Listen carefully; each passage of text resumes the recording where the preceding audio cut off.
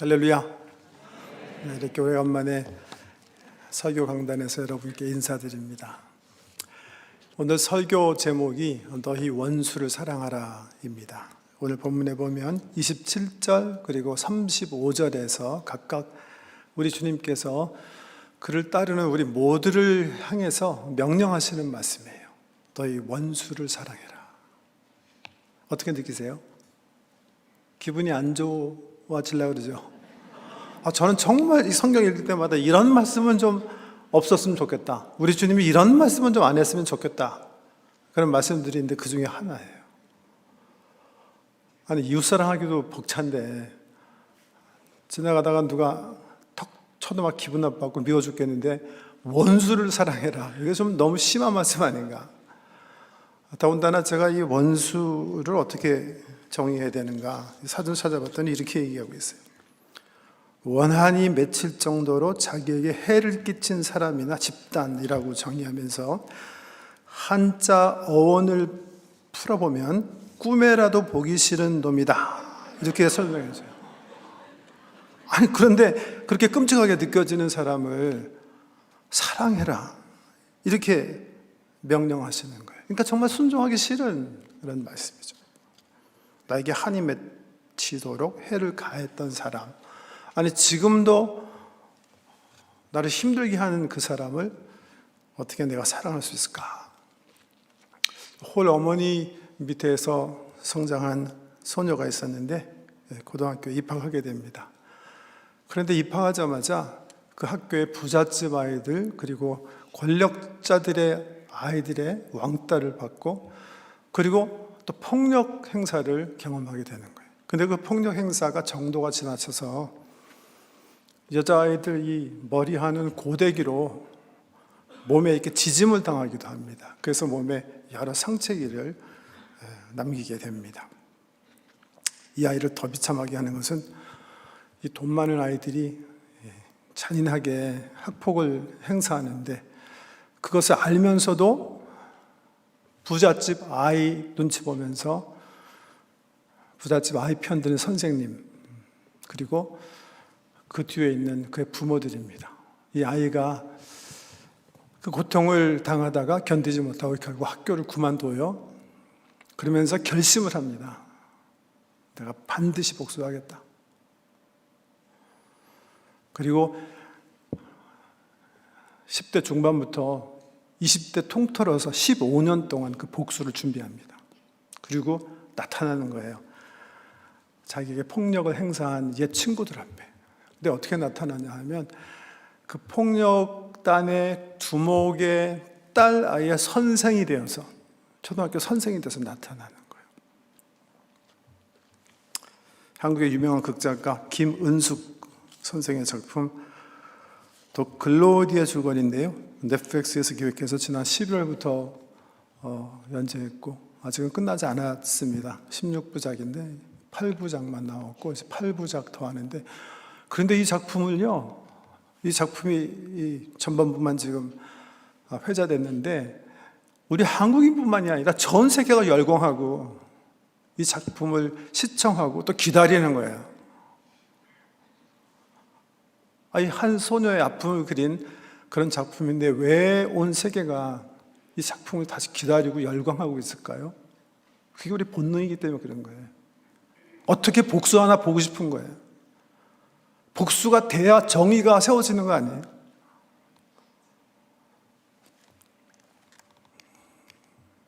몇 가지 그냥 장면 보면 안 돼요. 네. 이런 복수는 이런 불의에 대한 당연한 반응이기 때문이에요. 불의를 당했으면 당연히 가해자를 처벌해야 정의가 바로 서는 것이 아니겠습니까, 여러분? 근데 우리 주님은 왜 복수 대신에 사랑을 얘기하고 계시는 거예요? 왜 우리에게 그렇게 정말 엄청난 요구를 하시는 겁니까? 오늘 본문을 살펴보면 그 이유를 유추해낼 수가 있습니다. 첫째는 그것이 바로 하나님의 자녀가 된 우리에게 주님이 기대하시는 수준이라는 거예요. 수준을 높이라는 거예요. 수준을 높여 살라는 거예요. 아직 하나님의 자녀가 되지 못한 사람들은 한 대 맞으면 한 대 때리는 것이 자연스러운 반응이라고 할지라도 하나님의 자녀가 된 너희는 그 수준에 머물지 말고 그 수준을 높여라 이렇게 얘기하시는 거예요. 32절 33절 말씀인데 한번 보세요. 너희가 만일 너희를 사랑하는 자만을 사랑하면 칭찬받을 것이 무엇이냐? 죄인들도 사랑하는 자는 사랑하느니라. 너희가 만일 선대하는 자만을 선대하면 칭찬받을 것이 무엇이냐? 죄인들도 이렇게 하느니라. 칭찬 안 받고 사실 수도 있어요. 그냥 아주 자연스러운 반응하면서 그 수준에서 사실 수가 있어요. 그런데 수준을 높여서 칭찬받을 만한 수준까지 올리라는 거예요. 그게 내가 너희들에게 기대하는 바다.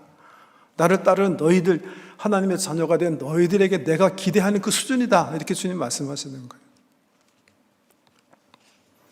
이 말씀 생각해 보면 세 종류의 사람이 나오죠. 은혜를 입었을 때 은혜로 갚고 해를 받았을 때는 해로 갚는 사람. 근데 보통 우리가 다 그렇게 사는데 우리 주님은 그 수준의 사람도 악인이라고 죄인들이다 이렇게 말씀. 근데 생각해 보면 그보다 더 못한 사람도 있네요. 은혜를 입었는데 선으로 갚지 않고 악으로 갚는 사람들도 있잖아요, 때론. 그러니까 사실 예수님께서 얘기하시는 악인보다도 더 좋지 못한 사람들이죠. 그런가 하면 은혜를 입었을 때 은혜로 갚고 해를 받았을지라도 은혜로 갚는 그런 사람이 있다는 거예요. 이 세 번째 종류의 사람의 삶을 우리 주님은 우리에게 요구하시면서 그 정도 돼야 칭찬받을 만한 삶이다. 나는 나를 따르는 너희의 그런 수준을 요구한다, 기대한다 이렇게 말씀하시는 거예요. 그런데 그 수준은 좀 구체적으로 말하면 어떤 수준? 본문 말씀에 보시면 하나님 수준인 거예요. 하나님 수준. 말씀 보세요.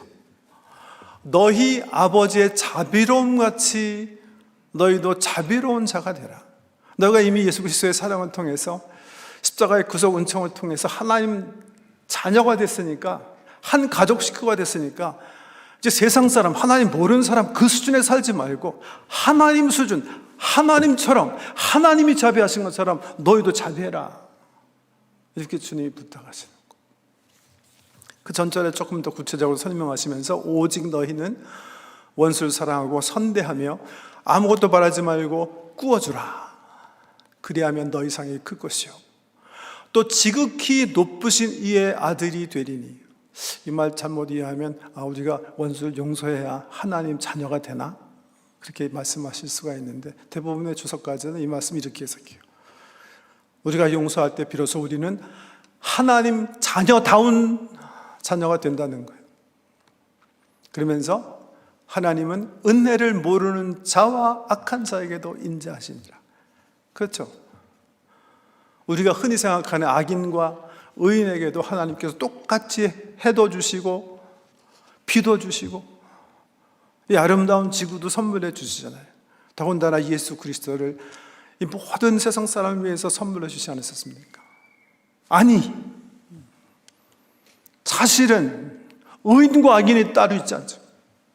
의인은 없나니 하나도 없으며 우리 모두가 다 하나같이 하나님 앞에 죄인인데 죄인인 우리 한 사람 한 사람을 위해서 우리 하나님께서 십자가의 사랑으로 그 은혜를 베풀어 주셨잖아요. 그 하나님의 수준, 그 자비로우신 하나님을 섬기는 우리가 그 수준의 삶을 살아달라 주님 부탁하신 거예요.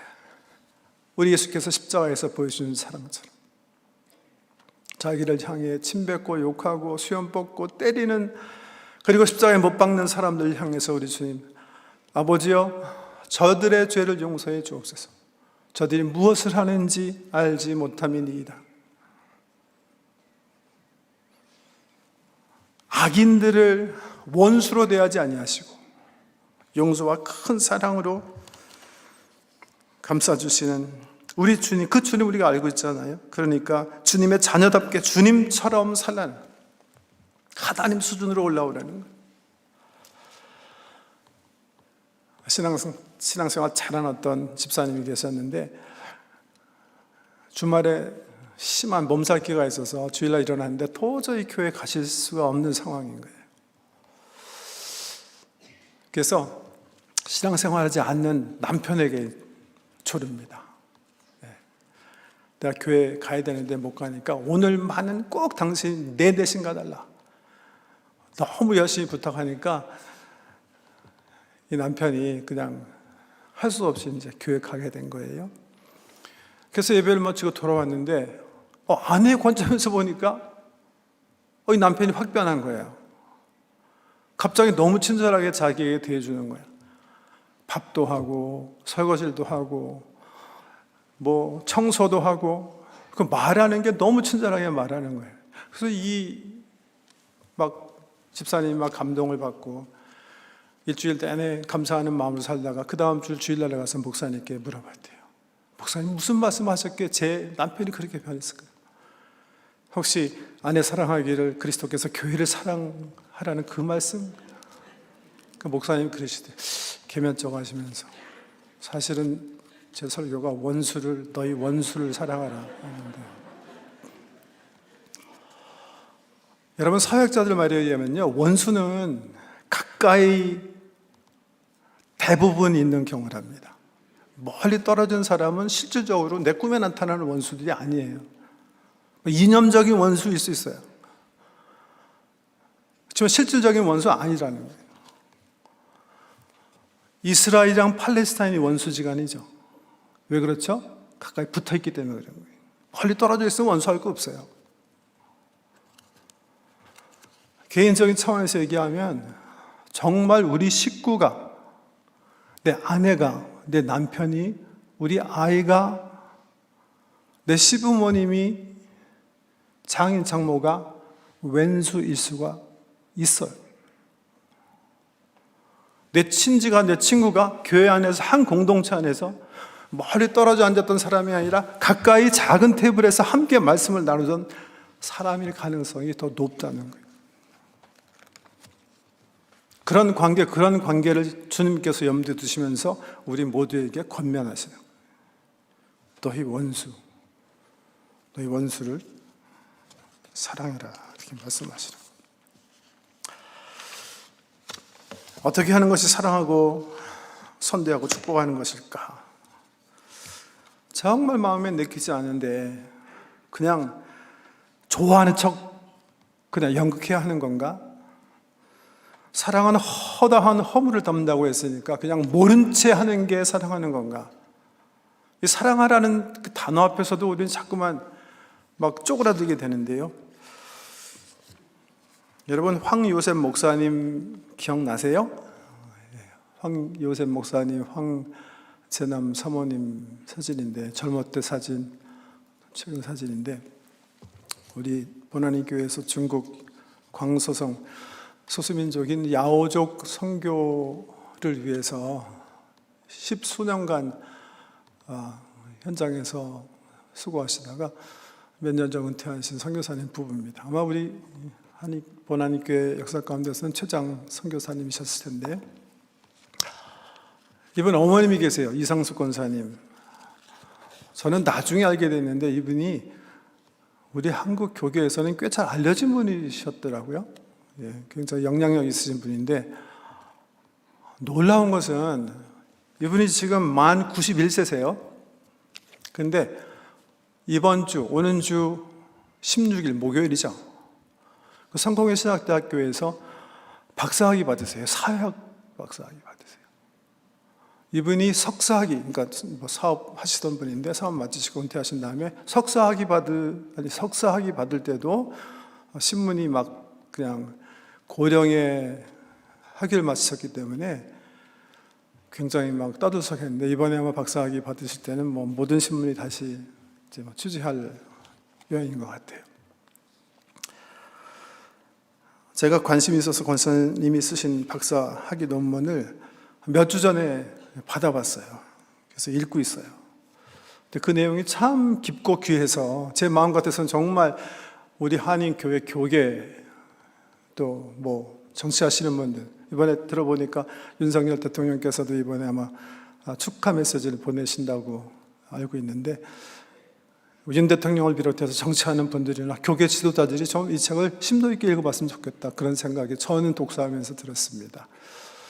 제가 독서 마쳐서 그 책 가져왔는데 도서관에 줄 테니까 관심 있는 사람들 읽어보세요. 이게 박사학위 논문이라 좀 읽기 쉽지는 않습니다. 언어가 좀 난해하고 금방 이해하기가 쉽지는 않은데 정말 귀한 책이에요. 논문 제목이요, 인간 예수의 혁명적 순종이 갖는 정치 윤리와 레비나스의 케노시스론입니다. 레비나스는 그 신학자 이름이고, 케노시스는 빌립보서 2장 5절 말씀, 하나 예수께서 비운다 할 때 케노시스인데, 인간 예수의 혁명적 순종이 갖는 정치 윤리와 레비나스의 케노시스론. 그런데 그 논문의 한 부분에서 이상수 권사께서 예수님의 십자가의 사랑과 용서를 근간으로 해서요, 주님이 우리에게 요구하시는 사랑과 용서를 7마디로 이렇게, 7 섹션이죠, 사실 타이틀인데요, 7마디로 이렇게 정리해 주십니다. 처음 3개가 이거예요. 용서와 사랑은 정의에 기초해야 한다. 두 번째, 용서는 불의에 대한 침묵이 아니라 오히려 유죄 판결을 내리는 것이다. 셋째, 용서는 모른 채 하는 것이 아니다. 아까 말씀드린 것처럼 우리 주로 용서해라 그러면 사랑은 허다한 허물을 덮는다고 했으니까 잊어버려, 덮어, 없는 것처럼 생각해 라고 말하고 그렇게 말을 듣는데, 그 반대예요. 이 논문에 보면 예수 그리스도의 사랑이 그렇게 블라인드한, 모른 채 하는 그런 게 아니다. 오히려 유죄 판결을 내리는 거다, 죄에 대해서는. 왜? 사랑과 용서는 그 근본이 정의다, 이렇게 얘기하고 있어요. 그렇잖아요. 바울 선생님도 고린도전서 13장에 보면 사랑은 뭐죠? 불의를 기뻐하지 않고 진리와 함께 기뻐하잖아요. 사랑은 진리와 정의와 함께 해야 되는 거거든요. 그래서 이렇게 얘기하시더라고요. 논문 128페이지인데요. 오히려 용서는 진정으로 죄를 책망하고 진정으로 죄를 이기기 위한 분노도 포함한다. 죄를 직시하고 죄에 분노하며 죄를 책망하는 것이다. 근데 그 다음 말이 너무 중요해요. 그러나 그것은 복수를 위한 분노와 정의가 아니라 용서를 향한 분노와 정의다. 두 개가 엄청나게 차이 나다고 얘기하고 계세요. 논문에 보면 복수를 위한 분노와 수도 정의가 있는가 하면 용서를 향한, 용서를 목적으로 한 분노와 정의가 있다는 거예요. 사실 사람들이 정의를 내세우면서 그러나 실수하는 경우가 바로 복수를 위한 분노와 정의일 수 있다, 이렇게 저자는 얘기하세요. 그러나 책망은 용서의 전제 조건이다, 이렇게 얘기해요. 왜? 사랑과 용서는 필연히 필수적으로 정의, 진리에 기초해야 되기 때문에 그냥 무조건 덮어주는 거 그런 거 아니잖아요. 4, 5, 6 이 세 가지 포인트는 용서의 더 적극적인 면인데요. 이렇게 얘기하세요. 용서는 빛의 탕감이다. 5번째는 용서는 죄책감에서 풀어주는 것이다. 6번째는 죄를 기억하지 않는 것이 용서의 완성이다, 이렇게 얘기하고 계세요. 우리는 용서하세요. 근데 마음엔 없잖아요. 막 나를 가해한 사람, 나를 때린 사람, 못 살게 한 사람 생각만 하더라도 막 가슴이 팍 메이잖아요. 근데 사랑은 그런 감정이 아니라는 거예요. 그런 감정에도 불구하고 상대를 향해서 탕감해주는 의지와 결단, 이것이 용서라는 거예요. 예수님께서 십자가에서 자기를 욕하는 사람을 아주 로맨틱하게 사랑하셨을까요? 아니다라는 거예요. 근데 그럼에도 불구하고 그 감정의 그 상처에도 불구하고 의지적 선택을 하시는 거예요. 십자가라는. 그래서 용서는 빛의 탕감이다. 아주 중요한 말이에요. 죄책감에서 풀어주는 거다. 풀어서 이 사람으로 하여금 새롭게 삶을 살게 하는 거다. 그게 예수의 십자가의 사랑이다. 이렇게 설명해 주세요. 그래서 129페이지에 보니까 용서는 결국 가해자를 처벌하는 데 목적을 두는 것이 아니다. 가해자의 변화, 그리고 가해자와 관련된 피해자와 그 공동체 모두의 변화를 목표로 하는 것이다. 그래서 끝내 가해자로 하여금 그 죄로부터 벗어나게 하려는 노력이다. 이렇게. 그게 예수께서 우리 십자가에서 보여준 사랑이라는 거예요. 죄인인 우리를 그의 죽음을 통해서 변화시키시고 새로운 기회, 새로운 삶을 살게 하시기 위한 그의 희생이 바로 하나님께서 보여주신 사랑이라는 거예요. 그래서 결론적으로 이렇게 얘기해요. 이거는 꼭 기억하세요. 결론적으로 말하면 사랑과 용서는 예수님처럼 원수들이 온전히 회복될 수 있도록, 그 다음 말이 뭐예요? 책임을 지는 것이다.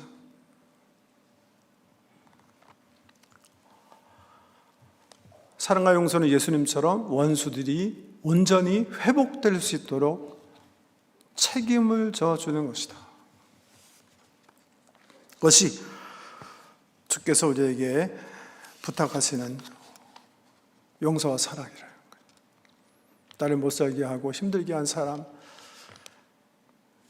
이 사람이 새로운 삶을 살 수 있도록, 이 사람이 죄를 더 이상 짓지 않고 그 죄 죄책감에서 해방되어서 정말 참 자유인으로 살 수 있게 해주는 거, 이게 주께서 우리에게 베풀어 주신 사랑이고 우리에게 요구하시는 사랑이다. 저는 이 권사님 글을 읽으면서요, 지난 여름 저를 방문한 제 동기 지정수 장로님 생각이 났어요. 지정수 장로님은 뭐 아시는 분 아시겠나? 청송교도소에 그 소장 하시던 장로님이고, 우리 한인교견에 이렇게 순회하시면서 또 간증도 많이 하시는 그런 장로님이신데, 그 장로님이 뭐 지금도 열심히 그 청송 매주 가셔가지고 그 소장할 때 바빠서 하지 못했던 봉사활동 겸 해서 이제 카운셀링을 하고 계신데, 저한테 그러시더라고요. 이 교도소의 근본적인 목적은 처벌이 아니라는 거예요. 처벌이 아니고 죄를 범한 사람들에게 적당량의 벌을 통해서 이분들로 하여금 새로운 삶을 살 수 있도록 도와주는 교정에 있다, 그렇게 말씀하셨어요. 이 글을 읽으면서 그게 정말 굉장히 그리스도적이겠다, 성경적이겠다, 그런 생각이 들었어요.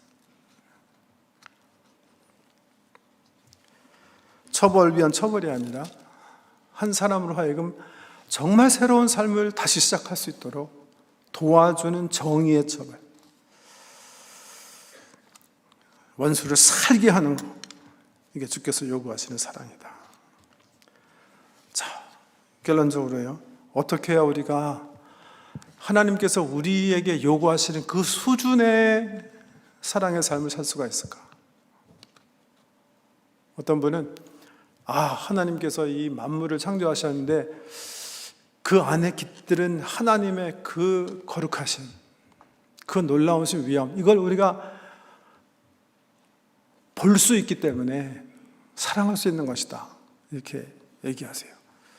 굉장히 로맨틱하고 참 좋은 말씀인데, 그게 보여야죠. 근데 원수를 이렇게 보는데 하나님의 위대하신 보이면 얼마나 좋겠습니까? 안 보이니까 문제죠. 근데 볼 수가 있다고 말하는 사람이 있어요. 그리고 예수님이 할 수가 있다고 주님 말씀하세요. 너희 힘으로는 안 되지만 내 힘으로 가능하다, 이렇게 우리 주님 말씀하시는 거예요. 성경 말씀에 보면 이렇게 얘기하세요. 내 안에 거하라, 나도 너희 안에 거하리라. 가지가 포도나무에 붙어 있지 아니하면 스스로 열매를 맺을 수 없음같이 너희도 내 안에 있지 아니하면 그러하리라. 내 힘으로는 안 돼요. 근데 내가 주님 안에 거하고 주님이 내 안에 거하면, 바울 선생님의 언어를 사용하면요, 이 그리스도와의 연합관계에서 나는 죽고 내 안에 계신 그리스도가 내 대신 살아나시면 이게 가능한 거예요. 헨리 나온 이렇게 표현해요. 내 육안으로는 상대에 있는 하나님을 볼 수 없는데 내가 하나님과의 깊은 교제 관계 속에서, 기도 속에서 그분과 가까이 있을 때, 그래서 내 속에 그리스도가 살아날 때 내 속에 계신 그리스도께서 그 내 원수 속에 있는 그 하나님을 볼 수가 있게 되는 것이다. 여러분, 우리가 기도하는 이유가 뭐예요? 조금 더 부자로 살기 위해서예요? 조금 더 우리 집안이 편안해지기 위해서입니까? 자녀가 성공하고 우리가 하는 사업이 잘 되기 위함입니까? 주님께서요, 매일 새벽 미명에 주님 하나님 앞에 나와서 기도하는 이유가 뭘까? 많은 사람들이 상상 속에서 얘기하는데 저는 그렇게 생각해요. 모든 유혹을 뿌리치시고 하나님이 원하시는 뜻대로 살아내기 위한 투쟁이에요. 기도는 다른 거 아닙니다.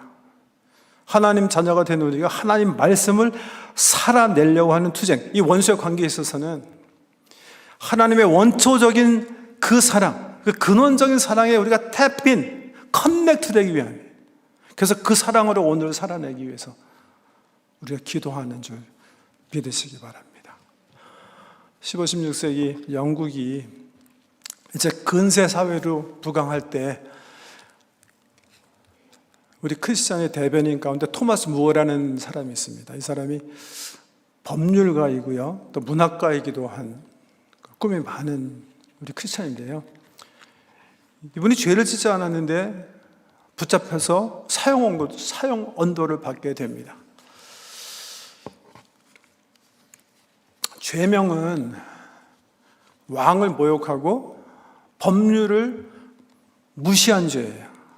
근데 실질적으로는 무어가 한 것은 뭐냐 하면, 그때 헨리 8세가 그 조강지처 왕비가 있었는데 다른 여자의 사랑에 빠진 거예요. 그래서 묘수를 써서 왕비를 폐위시키고 새로운 여자를 이제 이혼하고 재혼하려고 하는 그 일을 진행하고 있었어요. 그게 주님 뜻에 합당하지 않습니다. 무어가 자기 양심에 호소해서 얘기했기 때문에 다른 죄는 없는데 붙잡혀가지고서는 그 왕이 명령한 재판관들에 의해서 이제 심판을 받는 거예요. 그래서 결국은 모독죄로, 왕과 법률을 모독한 죄로 사형원을 받는데, 그 사형원도 보통이 아니에요. 우리 한국말로 하면 육실에 해당하는 사형이에요. 이 사람의 몸을 찢어가지고 목 따로, 손 따로, 발 따로 해가지고서는 도시 여러 런던에 뿌리겠다는, 붙여놓겠다는 그런 사형. 그 사형 언도를 토마스, 그 재판 기록이 영국 사람들 기록하기 좋아하잖아요. 그대로 이렇게 남아 있는데요. 그 사형 언도를 받고 토마스 무어 경이 그 재판관에게 한 그 유명한 말이 있습니다. 이거예요. But that, as a blessed apostle Paul, as we read in the Acts of the Apostles, was present and consenting to the pro-martyr Stephen, keeping their clothes that stoned him to death. And yet they are both now holy saints in heaven, and there shall continue friends to eternity. So I verily trust, and shall therefore heartily pray, that I by your lordship have been on earth my judges to condemnation, yet that we may hereafter meet joyfully together in heaven to our everlasting salvation.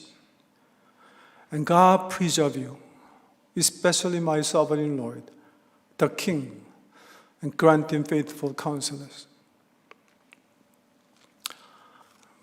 멋진 영어의 묘미로 이렇게 표현하셨는데 제가 그냥 묵뚝하게 한국말로 그냥 짧게 번역해 봤습니다.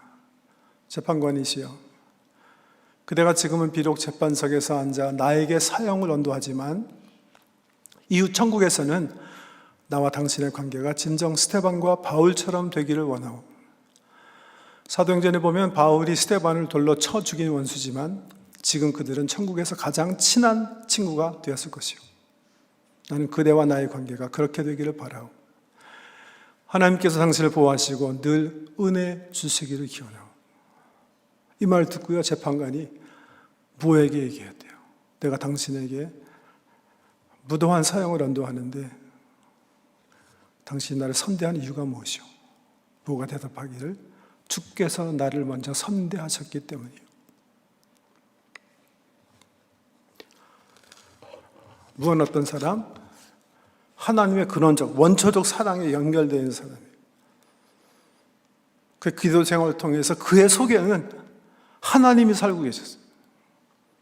그래서 자기를 잔악하게 죽이려는 약한 사람들 향해서도 그 그리스도가 자기 대신 살게 하는,